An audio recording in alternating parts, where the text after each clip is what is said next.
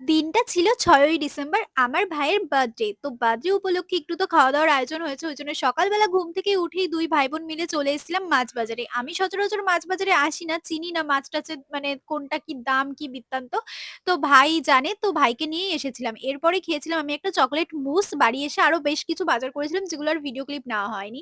তো যাই হোক তারপরে ভাইকে খেতে বসিয়ে দেয়। আমার মা সবকিছু নিজের হাতে রান্না করেছিল। যেহেতু এই ফার্স্ট টাইম ওর বার্থডে আমাদের বাড়ি সেলিব্রেট হচ্ছে, একটু স্পেশাল ভাবেই করার চেষ্টা করেছিল। যদিও বা সেইদিন আমাদের আরেক জায়গায় যাওয়ার ছিল। ওইজন্য মানে অনেক কিছু করে দিতে পারেনি। যেটুকু পেরেছিল মা করেছিল। তো যাই হোক এরপরে দিদুন পায়েস খাইয়ে দিচ্ছিল ভাইকে। এবার অনেকেই ভাবতে পারে যে ফার্স্ট টাইম ভাইয়ের বার্থডে বললে, তো ও হচ্ছে আমার মামার ছেলে। প্রত্যেক বছর যেহেতু মামা বাড়িতেই বার্থডে হয়, এই বছর আমাদের এখানে এসছিল। তো ওই কারণে আমার মা ওর বার্থডেটা সেলিব্রেট করে।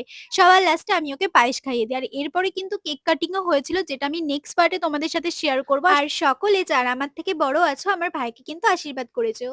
বাই।